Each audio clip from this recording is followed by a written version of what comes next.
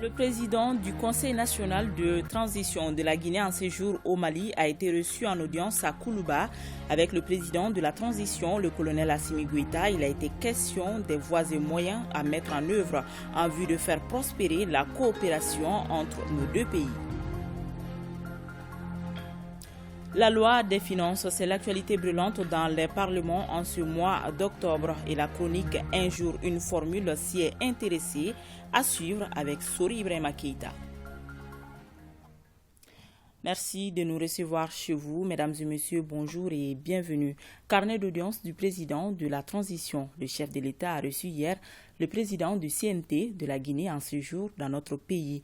Porteur des messages du président de la transition guinéenne, Dansa Kourouma, et sa délégation ont échangé avec le chef de l'État malien des voies et moyens à mettre en œuvre en vue de faire prospérer la coopération entre nos deux États dans une synergie d'action. À sa sortie d'audience, le président du CNT guinéen s'est exprimé au micro de Alousseni Touré. D'abord, c'était pour transmettre à son Excellence, Monsieur le Président de la transition du Mali, les salutations fraternelles du Président de la transition de la Guinée, le colonel Mamadi Doumbouya, chef de l'État, mais à travers lui, les salutations de tout le peuple frère de Guinée, qui suit avec beaucoup d'admiration et de reconnaissance, mais aussi d'espoir, le travail de transformation sociale, politique et économique qui s'opère actuellement au Mali. Et l'histoire a fait et que ces deux peuples sont les mêmes peuples. La deuxième chose, la Guinée est rentrée aussi dans sa transition après le Mali.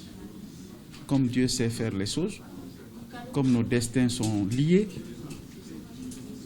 il se trouve aujourd'hui que nos deux pays sont en train de conjuguer les efforts pour résister à l'isolement. Conjuguer les efforts pour mutualiser leurs chances de réussite. Conjuguer les efforts pour créer l'espoir et donner la prospérité sociale et économique à nos deux peuples.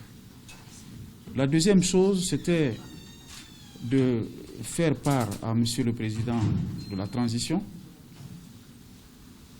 les conditions qui ont été créées par le président du CNT du Mali et tout le CNT du Mali pour accueillir la délégation guinéenne. La troisième chose, c'est de réaffirmer aussi à Son Excellence, Monsieur le Président de la transition du Mali, l'engagement du CNT de Guinée du Mali à soutenir leurs actions, c'est-à-dire les actions de nos deux présidents, les actions de nos deux gouvernements.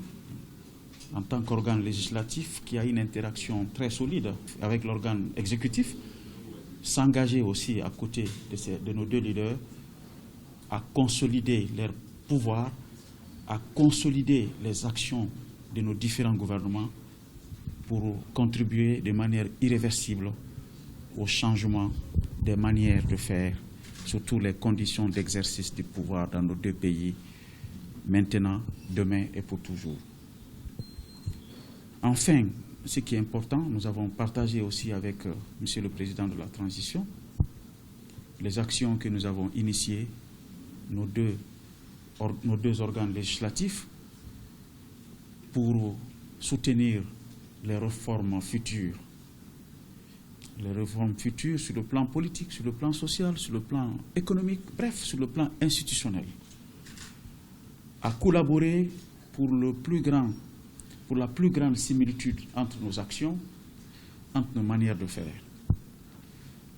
Et nous avons sollicité à Monsieur le Président de la transition des sages conseils.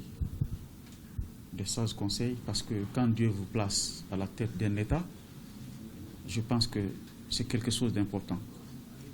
Et vous avez un contact naturellement privilégié avec Dieu que les autres. Parce que le choix est difficile pour conduire les destinées d'un pays.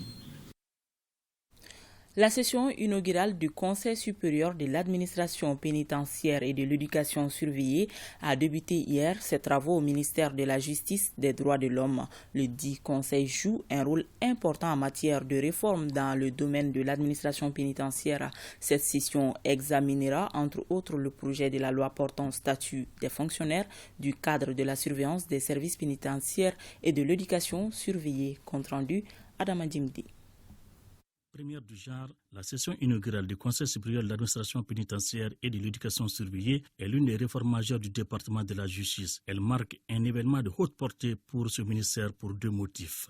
La première raison est d'ordre juridique, car il s'agit de la mise en œuvre effective des dispositions de la loi 2016-031 du 7 juillet 2016 portant statut des fonctionnaires du cadre de la surveillance des services pénitentiaires et de l'éducation surveillée, prévoyant le Conseil supérieur de l'administration pénitentiaire et de l'éducation surveillée, dont le rôle est d'assister les ministres chargés de la justice dans le cadre de la réflexion sur la mission des services publics de l'administration pénitentiaire, en formulant des avis et en établissant des rapports sur les questions qui lui sont soumises.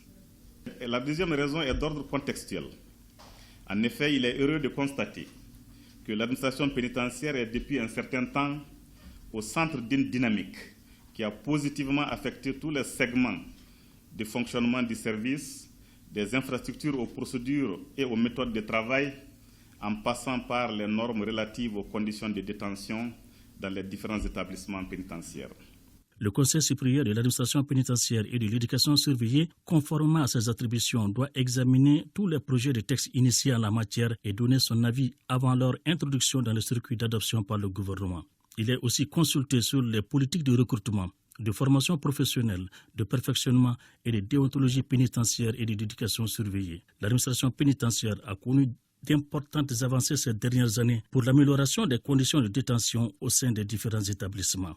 Il convient de souligner que ces avancées ont pu être obtenues grâce à la vision et aux orientations éclairées de son Excellence le colonel Assimi Goïta, président de la transition, chef de l'État.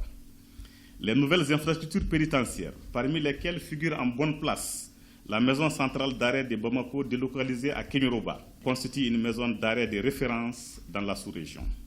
Le management qualitatif du service et le dévouement remarquable du personnel à tous les niveaux ont fait changer le visage de l'administration pénitentiaire dans notre pays au point d'être cité en exemple dans l'espace sous-régional, voire régional. Le Conseil supérieur de l'administration pénitentiaire et de l'éducation surveillée est investi d'une mission d'assistance pour donner les meilleures orientations et la mise en œuvre des politiques publiques concernant le secteur. Dans le cadre de son projet intitulé Caravane scolaire, le mouvement politique Ambiko rénove 6 salles de classe du groupe scolaire franco-arabe de Banankabougou. Le mouvement Ambiko répond ainsi à une sollicitation des habitants de ce quartier. Souleymane Sidibi. Après la région des Cailles, c'est le groupe scolaire franco-arabe de Banankabougou en commune 6 du district de Bamako qui bénéficie du projet caravane scolaire du mouvement Ambiko. Le mouvement Ambiko vient de rénover 6 salles de classe de cet établissement pour l'année scolaire 2022-2023. L'objectif est de permettre aux enfants d'étudier dans de meilleures conditions. Ça s'inscrit dans le cadre de la citoyenneté, du patriotisme, car l'État ne peut pas tout faire seul. Il faut l'aide des bons citoyens. C'est pourquoi on a créé le mouvement Ambiko il y a 1 an, envie d'aider les Maliens à s'en sortir du trou. Les responsables scolaires de la commune 6 sont reconnaissants envers la présidente du mouvement Ambiko et invitent les bénéficiaires à en faire bon usage. C'est un sentiment de joie qui m'anime en cet instant précis. L'école franco-arabe de Banankabougou avait besoin de cela. Ces 6 salles de classe qui ont été rénovées, c'est une œuvre de protection sociale à l'image des œuvres sociales inlassablement conduites par le président de la transition, le président Assimi Goïta. Nous apprécions le geste à sa juste valeur. Et je commencerai tout d'abord pour féliciter l'heureuse donatrice et pour le geste qu'elle vient de faire pour le quartier de Banankabougou. Et c'est un sentiment de fierté surtout qui m'anime. D'autres initiatives du même genre sont prévues toujours dans le cadre de la caravane scolaire. En troisième région, le 22 septembre dernier, fête de l'indépendance du Mali a regroupé tous les habitants de Koumantou venus de tous les côtés du Mali. Un moment de joie, de retrouvailles, mais aussi de cohésion sociale. Mariam Sissoko et Issa Konaté étaient nos envoyés spéciaux. Nous sommes ici, dans la commune de Koumantou, région de Sikassou, une commune agro-pastorale située à 235 km de Bamako. Pour commémorer le 62e anniversaire du Mali indépendant, les habitants de cette localité ne sont pas restés en marge de la célébration. L'objectif recherché cette année était de placer les festivités sous le signe de la paix, du vivre ensemble et de la cohésion sociale. L'objectif principal de cette association, c'est l'entraide entre les jeunes et ensuite apporter notre soutien à la population de Koumantou. Pour l'occasion, cette activité commémorative a regroupé tous les fils de cette localité. Un moment non seulement de réjouissance, de communion, de retrouvailles, mais aussi de cohésion. Je suis vraiment content d'être venu car il y a la cohésion sociale, la paix et l'entraide entre nous dans la commune de Koumantou. Alors, comme on le dit, il faut se donner la main pour se développer. Nous, en tout cas, nous avons compris cela depuis que nous étions jeunes. Et je crois que les parents même ont compris. Et cela même a permis d'éviter beaucoup de conflits dans notre zone. Une satisfaction vraiment morale, une satisfaction vraiment très fière même en réalité. Et puis c'est une fierté pour nous aussi de se retrouver. Il y a également nos ressortissants qui sont ailleurs dans les diasporas, qui sont tous venus. C'est en quelque sorte une question de retrouvailles. Vraiment, on est très satisfait surtout de l'organisation. Après la montée des couleurs par les pionniers, place au défilé des Korodougwa, des Dosso, des chants et danses traditionnels de Koumantou, des jeux pour les tout-petits. Le plus drôle, la compétition du pain.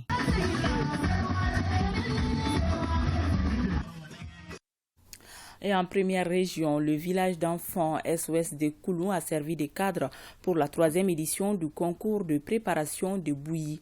Placé sous la présidence du gouverneur de la région de Kaye, colonel Moussa Soumaré, l'initiative vise à créer une forte émulation des jeunes filles autour de la préparation de la bouillie. Balkissa Sadibou Chérif Aïdara et Sidi Aïdara nous en disent plus. Mariam Kone, 15 ans, est la première de la 3e édition du concours de préparation de bouillie à Kaye. L'initiative, qui s'inscrit dans le cadre de la célébration des 62 ans de l'indépendance de notre pays, vise à créer une forte émulation des jeunes filles autour de la préparation de ce mets traditionnel. Le choix spécifique de la bouillie, parce que généralement, à l'approche du mois de carême, il y a beaucoup qui demandent la main des femmes afin d'aller préparer la bouillie.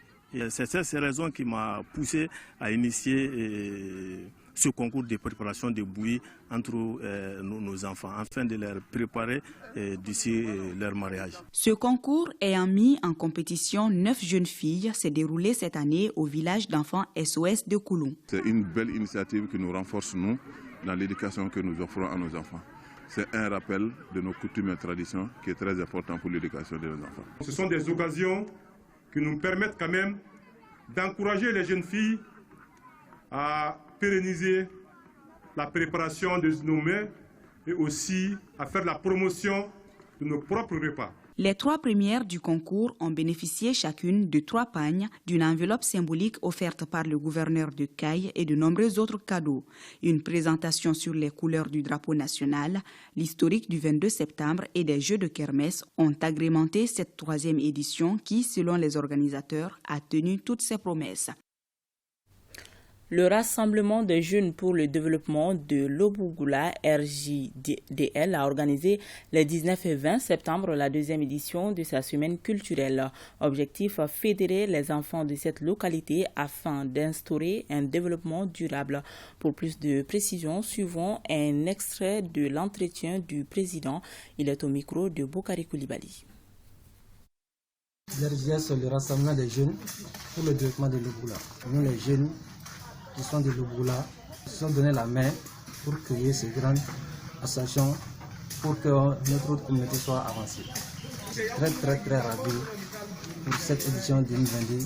Ça a été à l'atteinte de notre objectif. Je remercie tout le monde d'avoir participé massivement. Cette année, on a commencé avec le cours de soutien à l'endroit des élèves du GEP dans les 3 cycles de l'Eboula, sur toutes les disciplines du GEP. Donc, c'est la première activité que le résident a menée cette année en 2022 à l'Eboula. Et après ça, on a organisé une formation en sensibilisation au profit de toutes les femmes de l'Eboula concernant les membres du RIGDEL, les organisations féminines, tous les groupements qui sont à l'Eboula. On a lancé l'appel pour qu'ils viennent participer à la formation. Tout ce que RIGDEL a mené cette année, c'est le fruit de la collectivité, c'est le don des sacrifices de tout le monde pour avancer. La loi des finances, disons-nous, c'est l'actualité brûlante dans les parlements ce mois d'octobre, consistant à gérer théoriquement, mais aussi de façon millimétrée les recettes et dépenses d'une période, année généralement budgétaire. La chronique Un jour, une formule y est consacrée et c'est avec Sori Ibrahima Keita. Un travail d'orfèvre appelé loi de finances. La loi de finances est une disposition de notre Constitution. La Constitution, en son article 70 et 77, définissent ce que doit être une loi de finances, une loi qui détermine les ressources et les dépenses de l'État pendant une année donnée. Acte législatif par lequel le Parlement vote le budget de l'État, la loi de finances détermine pour un exercice, une année civile en principe, la nature, le montant et l'affectation des ressources et des charges de l'État, ainsi que l'équilibre budgétaire et financier qui en résulte. Elle autorise le pouvoir exécutif à percevoir l'impôt et à engager des dépenses publiques pour la période indiquée, avec élasticité de pouvoir contenir d'autres dispositions relatives aux finances publiques. Elle constitue l'expression achevée du consentement à l'impôt. La loi des finances est d'abord un instrument politique, parce que la loi des finances permet non seulement de hiérarchiser les priorités nationales pour l'État et ses démembrements, mais aussi de les traduire en moyens d'action en termes de recettes et de dépenses. Mais la loi des finances aussi, c'est un instrument de maîtrise et de pilotage des finances publiques. Quand nous parlons de finances publiques, nous parlons des recettes, des dépenses et de la dette publique. Et donc aussi, c'est cette loi de finances qui permet juridiquement d'ouvrir la voie à l'endettement de l'État et de ses démembrements.